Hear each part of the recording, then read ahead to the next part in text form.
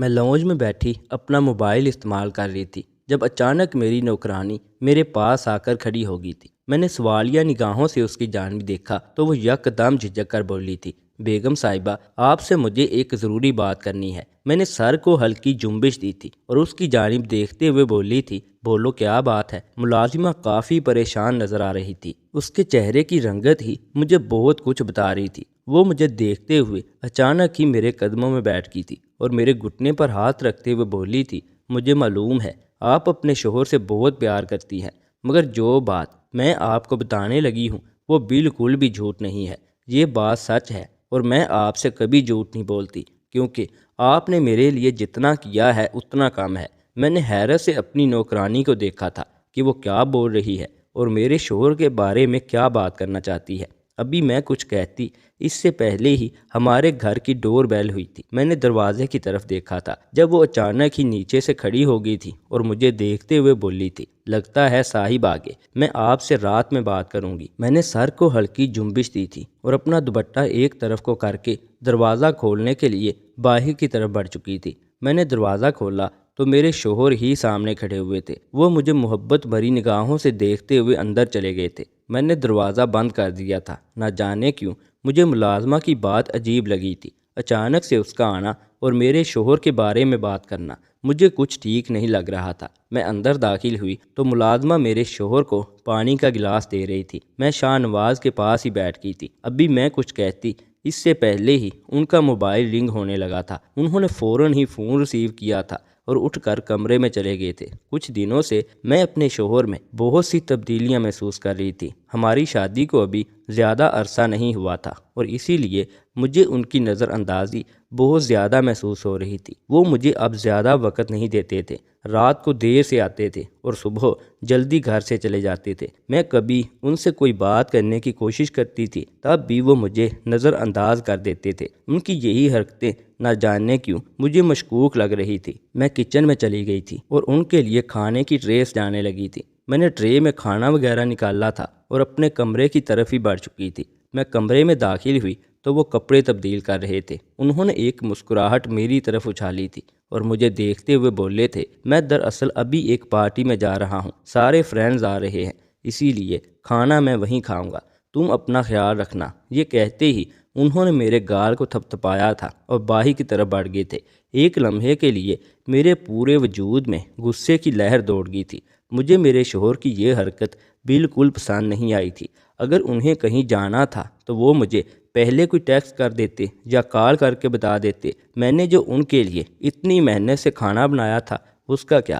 میں ابھی انہیں پکارتی، مگر وہ تو اتنی جلد بازی میں گھر سے نکلے تھے کہ پلٹ کر دیکھنا بھی انہوں نے گوارا نہیں کیا تھا۔ میری آنکھوں میں نمی سی چمکنے لگی تھی۔ کئی دنوں سے وہ مجھے مکمل طور پر نظر انداز کر رہے تھے اور ان کی یہ حرکت میری آنکھوں سے مخفی نہیں رہی تھی۔ ابھی میں کمرے کے وسط میں کھڑی یہی سب سوچ رہی تھی جب اچانک کمرے میں میری ملازمہ داخل ہو گئی تھی اور میرے ہاتھ سے ٹرے لیتے ہوئے بولی تھی، مجھے اسی سلسلے میں آپ سے بات کرنی ہے کہ آپ کے شوہر اتنا زیادہ آپ سے بیگانے کیوں ہو گئے ہیں؟ میں نے ملازمہ کو حیران ہو کر دیکھا تھا کہ وہ کس طرح کی بات کر رہی ہے۔ ابھی میں غصے میں اسے کچھ کہتی اس سے پہلے ہی اس نے میرے ہاتھوں کو تھام لیا تھا اور مجھے کمرے میں رکھے ہوئے صوفے پر بٹھاتے ہوئے بولی تھی، بیگم صاحبہ میں مانتی ہوں کہ میں آپ کے گھر کے معاملے میں بول رہی ہوں، لیکن ایک دفعہ میری بات آپ غور سے سن لیں، آپ کے لیے ہی فائدہ ہے۔ مجھے معلوم ہے صاحب بہت اچھے انسان ہیں، ایک بہترین ڈاکٹر ہیں، مگر کچھ دنوں سے میرا گھر والا آپ کے شوہر کے بارے میں مجھے کچھ بتا رہا ہے۔ میں نے حیرت سے ملازمہ کی جانب دیکھا تھا۔ اس کے چہرے سے ایک سایہ سا گزرا تھا جو میری آنکھوں سے مخفی نہ رہ سکا تھا۔ اس نے گہری سانس ہوا کے سپرد کی تھی اور جھجکتے ہوئے بولی تھی، انہیں بدنام گلیوں میں دیکھا گیا ہے۔ میں پھٹی پھٹی نگاہوں سے ملازمہ کو دیکھ رہی تھی۔ اس کی یہ دھیمی سی سرگوشی میرا سکھ چین چھین چکی تھی۔ میں نے بے یقین نگاہوں سے ملازمہ کو دیکھا تھا اور سوالیہ بولی تھی، یہ کیا بکواس کر رہی ہو تم؟ دماغ درست ہے تمہارا؟ کتنی گھٹیا بات کی ہے تم نے۔ میں اپنی جگہ سے فوراً اٹھ کھڑی ہوئی تھی۔ میں سب کچھ برداشت کر سکتی تھی، لیکن اپنے شوہر کے بارے میں اتنی گھٹیا بات کسی قیمت پر بھی برداشت نہیں کر سکتی تھی۔ ہاں، یہ بات حقیقت تھی کہ میرے شوہر تھوڑا لاپرواہ ہو گئے تھے، لیکن اس کا یہ مطلب نہیں تھا کہ میں اس عورت کی بات پر یقین کر کے اپنے شوہر پر اتنا بڑا شک کرنا شروع کر دیتی۔ وہ مجھے دیکھتے ہوئے مزید بولی تھی، میں جھوٹ نہیں بول رہی، میرا گھر والا جھوٹ نہیں بول رہا۔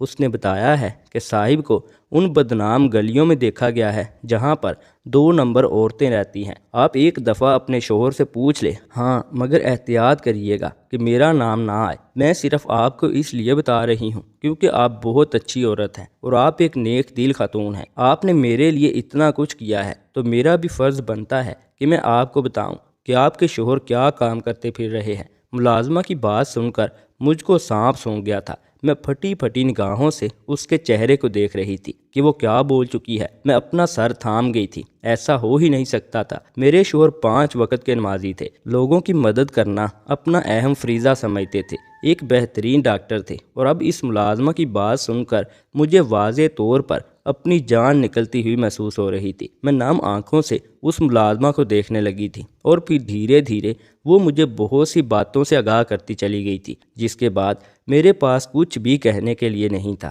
فی الحال میں نے اس ملازمہ کو اپنے کمرے سے بھیج دیا تھا۔ کیا میرے شوہر ابھی بھی گیٹ ٹوگیدر کا بہانہ کر کے اس طوائف خانے پر گئے تھے؟ یہ خیال آتے ہی میری آنکھوں سے آنسو بہنا شروع ہو گئے تھے۔ لمحے بھر کے لیے میرا دل کیا کہ میں اپنا سامان باندھ کر یہاں سے چلی جاؤں، مگر پھر میں نے یہی سوچا کہ ایک دفعہ اپنے شوہر کو پرکھ لوں، معلوم تو کروں کہ وہ سچ بول رہے ہیں یا پھر جھوٹ۔ یہی سب سوچ کر میں وہیں بیٹھ گئی تھی۔ وقت دھیرے دھیرے گزرتا جا رہا تھا۔ میرے شوہر رات 8 بجے تک گھر واپس آ جاتے تھے، لیکن آج رات کے 10 بج گئے تھے۔ ایسا کون سا گیٹ ٹوگیدر تھا جو ختم ہونے کا نام ہی نہیں لے رہا تھا؟ میں نے فوراً موبائل فون نکالا تھا اور ان کے نمبر پر کال کرنے لگی تو انہوں نے میری کال کاٹ دی تھی۔ میری آنکھوں میں دھند سی آئی تھی۔ یہ میرے شوہر کیا کرنا چاہ رہے تھے؟ ابھی شادی کو وقت ہی کتنا ہوا تھا جو یہ ان سرگرمیوں میں ملوث ہو چکے تھے۔ وقت اور تیزی سے گزرتا چلا گیا تھا اور 12 بجے وہ گھر کے اندر داخل ہوئے تھے۔ میں بھی نہیں سوئی تھی۔ میں نے بھی سوچ لیا تھا کہ آج میں پتہ کر کے ہی رہوں گی کہ ملازمہ سچ بول رہی ہے یا پھر اس کی باتوں میں کھوٹ ہے۔ وہ گھر کے اندر داخل ہوئے تو میں فوراً ان کے مد مقابل آ گئی تھی اور سوالیہ لہجے میں بولی تھی، یہ کیا بدتمیزی ہے؟ آپ میری کال کس لیے کاٹ رہے تھے؟ آپ نے وقت دیکھا ہے کیا ہو رہا ہے؟ میرا دماغ یکدم گھوم گیا تھا جبکہ وہ مجھے مکمل طور پر نظر انداز کیے کمرے کے اندر آ چکے تھے اور اپنی شرٹ اتارتے ہوئے بولے تھے، میں نے تمہیں کہا تھا نا کہ گیٹ ٹوگیدر ہے، وہاں پر میوزک وغیرہ چل رہا تھا، میں تمہاری بات کیسے سنتا؟ اور میں نے تمہیں بتایا تو تھا کہ میں پارٹی میں جا رہا ہوں، تم ہو کہ بے وجہ کی باتیں کرتی ہو۔ یہ کہہ کر وہ بستر پر لیٹ گئے تھے جبکہ نہ جانے کیوں میرے دماغ میں عجیب عجیب سے خیالات آ رہے تھے۔ میں کچھ سوچ کر ان کے پاس بیٹھ گئی تھی اور ان کے کندھے پر ہاتھ رکھتے ہوئے بولی تھی، شاہ نواز ایک بات کہوں؟ میری ٹون یکدم چینج ہو گئی تھی۔ انہوں نے سوالیہ نگاہوں سے میری جانب دیکھا تھا۔ میں نے اپنے لہجے کو ہموار کیا تھا۔ میں جانتی تھی جو میں کرنے جا رہی ہوں وہ غیر مناسب ہے، لیکن میں ان کی بیوی تھی، میں ان پر حق رکھتی تھی، یہ میں کر سکتی تھی، اس میں کوئی شرم کی بات نہیں تھی۔ میں ان کو دیکھتے ہوئے بولی، کافی دن ہو گئے آپ میرے قریب نہیں آئے، آپ نے مجھے بالکل بھی پیار نہیں کیا۔ میں چاہتی ہوں کہ آج آپ مجھے خلوت کے کچھ لمحات میسر کریں۔ میری آنکھوں میں جذبات ابھر رہے تھے۔ مجھے لگا کہ میرے شوہر فوراً ہی میرا ہاتھ تھام کر مجھے اپنے سینے پر کھینچ لیں گے اور پھر اپنی محبت کی بارش میں مجھے بھگوئیں گے، مگر انہوں نے میرا ہاتھ اپنے کندھے سے ہٹایا تھا اور میری طرف دیکھتے ہوئے بولے تھے، میں بہت تھک چکا ہوں، پھر کبھی کریں گے، ابھی تم آرام کر لو۔ یہ کہتے ہی انہوں نے کروٹ تبدیل کر لی تھی جبکہ میری آنکھوں سے آنسو بہنا شروع ہو گئے تھے۔ یعنی وہ ملازمہ ٹھیک کہہ رہی تھی، میرے شوہر کسی گیٹ ٹوگیدر سے نہیں بلکہ اس طوائف خانے سے آ رہے تھے۔ اس سے آگے میں کچھ سوچ ہی نہیں پائی تھی۔ میں اٹھ کر کمرے سے باہر آ گئی تھی۔ میرا دل بہت اداس ہو چکا تھا۔ یہ میرے ساتھ کیا ہو رہا تھا؟ میری سمجھ سے بالا تر تھا۔ میں نے فوراً ہی وضو کیا تھا اور جائے نماز پر بیٹھ گئی تھی۔ اللہ کے حضور سجدہ ریز ہو کر میں ان سے شکوہ کرنے لگی تھی کہ میرے ساتھ ایسا کیوں ہوا؟ میں تو اپنے شوہر کے ساتھ وفادار ہوں، میں نے کسی کی طرف آنکھ اٹھا کر نہیں دیکھا، تو میرے شوہر نے میرے ساتھ ایسا کیوں کیا؟ کافی دیر تک میں جائے نماز پر بیٹھی روتی رہی تھی اور پھر کسی احساس کے تحت میں کمرے میں آ گئی تھی۔ ابھی میں کمرے کے اندر آئی ہی تھی جب اچانک میرے شوہر کا موبائل رنگ ہوا تھا۔ میرے دماغ میں عجیب خرافات چل رہی تھی۔ میں نے فوراً ہی لپک کر ان کا موبائل اٹھا لیا تھا اور خاموشی سے موبائل کو سائلنٹ پر کرتے ہوئے باہر لے آئی تھی۔ گھڑی کی جانب دیکھا تو گھڑی 2 کا ہندسہ بجا رہی تھی۔ آخر اس وقت انہیں کون کال کر رہا تھا؟ کچھ سوچ کر میں نے موبائل فون یس کر کے کان پر لگا لیا تھا۔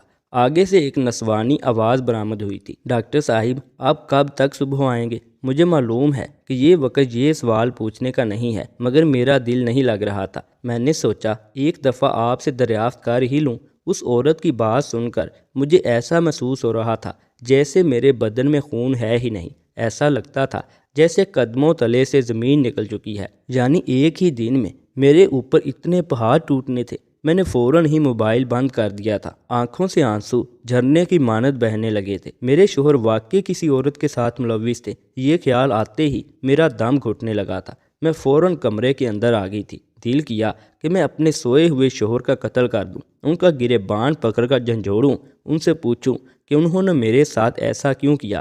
آخر انہیں میرے ساتھ یہ سب کر کے کیا حاصل ہوا؟ انہوں نے میری زندگی کو تباہ کیوں کیا؟ مگر نہ جانے کیوں میں بالکل خاموشی سے اپنی جگہ پر کھڑی ان کے چہرے کو ہی دیکھتی رہ گئی تھی۔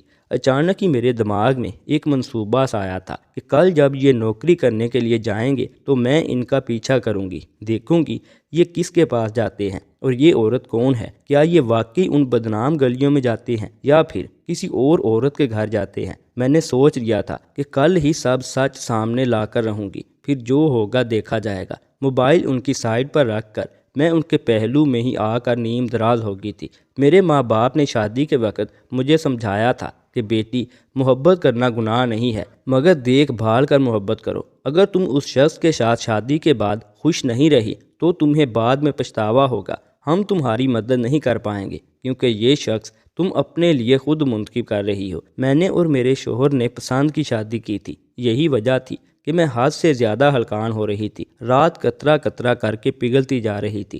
مجھے ایک لمحے کے لیے بھی نیند نہیں آئی تھی۔ کئی بار میرا دل کیا کہ میں اپنے شوہر کو جگاؤں، ان سے بولوں کہ مجھے آپ حقیقت سے آشنا کریں، مگر میں خاموش رہی تھی کیونکہ میں حقیقت اپنی آنکھوں سے دیکھنا چاہتی تھی۔ اگلی صبح کا سورج پوری آب و تاب سے چمکا تھا۔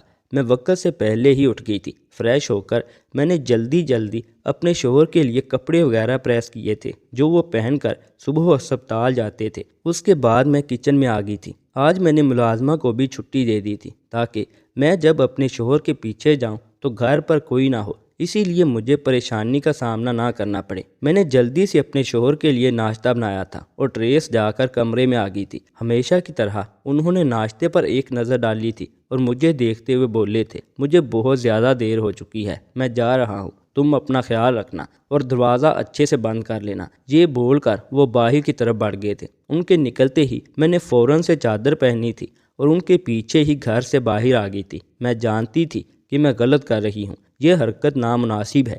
اگر مجھے کچھ معلوم کرنا ہے تو میں اپنے شوہر سے پوچھ سکتی ہوں، لیکن اس وقت میرے دماغ پر صرف اور صرف سچ جاننے کا بھوت سوار ہو چکا تھا۔ کیا میرے شوہر مجھے دھوکہ دے رہے تھے یا پھر یہ میری صرف ایک خام خیالی تھی؟ میں نے فوراً ہی ایک رکشے کو روک لیا تھا اور اس میں بیٹھ کر اپنے شوہر کے پیچھے چل پڑی تھی۔ ان کی گاڑی بہت تیز رفتاری سے روڈ پر گامزن تھی۔ میری آنکھوں میں بار بار آنسو آ رہے تھے جن کو میں بے دردی سے صاف کر رہی تھی، کیونکہ رونے کا مقصد صرف خود کو اذیت دینا تھا اور کچھ نہیں۔ ابھی گاڑی تھوڑی ہی مسافت پر چلی تھی جب اچانک میرے شوہر نے گاڑی کا رخ ایک چھوٹے سے علاقے کی طرف کر لیا تھا۔ میں نے حیران ہو کر اپنے شوہر کی گاڑی کو کچی آبادی کی طرف جاتے دیکھا تھا۔ رکشے والا فوراً بولا تھا، باجی آگے بہت زیادہ کھڈے ہیں، میں آگے رکشہ لے کر نہیں جا سکتا۔ اس کی بات سن کر میں مزید پریشان ہو گئی تھی کیونکہ میرے شوہر نے گاڑی کو نہیں روکا تھا۔ میں اس کو دیکھتے ہوئے بولی تھی، میں تمہیں زیادہ پیسے دوں گی، تم ابھی پلیز رکشہ نہ روکو، میرے گھر کا معاملہ ہے۔ رکشے والے نے شیشے سے مجھے ایک نظر دیکھا تھا اور پھر خاموشی سے اپنا رکشہ مزید آگے بڑھا دیا تھا۔ آگے جا کر میرے شوہر نے گاڑی روک دی تھی اور گاڑی کو لاک کر کے وہ اتر چکے تھے۔ میں نے گھبرا کر ان کی گاڑی کو دیکھا تھا کیونکہ یہ علاقہ مجھے کافی سنسان لگ رہا تھا۔ میں نے اس رکشے والے کو پیسے دیے تھے اور اپنے قدم اپنے شوہر کے پیچھے بڑھا دیے تھے۔ مجھے بہت زیادہ گھبراہٹ ہو رہی تھی، نہ جانے کیوں مجھے کچھ ٹھیک نہیں لگ رہا تھا۔ مجھے ایک دم سے اپنی اس حرکت پر شرمساری محسوس ہوئی تھی۔ نہ جانے میرے شوہر میرے بارے میں کیا سوچیں گے، یہ خیال آتے ہی ایک لمحے کے لیے میں نے اپنے پاؤں روک لیے تھے۔ میں نے سوچا کہ میں گھر واپس چلی جاتی ہوں، جو بھی ہوگا میں اپنے شوہر سے براہ راست پوچھ لوں گی کہ رات کے 2 بجے آپ کو کون عورت فون کر رہی تھی، اور جو بات ملازمہ نے کہی تھی وہ بھی میں ان کے سامنے رکھ دیتی، اور ان سے یہ بھی پوچھتی کہ آپ مجھے مسلسل نظر انداز کیوں کر رہے ہیں۔ لیکن لاشعوری طور پر میرے قدم رک نہیں رہے تھے۔ میرے شوہر پتلی پتلی گلیوں سے گزرتے ہوئے نہ جانے کہاں جا رہے تھے، مجھے کچھ علم نہیں تھا۔ ایک مختصر مسافت کے بعد وہ ایک بڑے سے دروازے کے پاس جا کر رک چکے تھے۔ میں دیوار کی اوٹ سے اپنے شوہر کی ہر کارروائی کو دیکھ رہی تھی۔ انہوں نے دروازے پر دستک دی تھی۔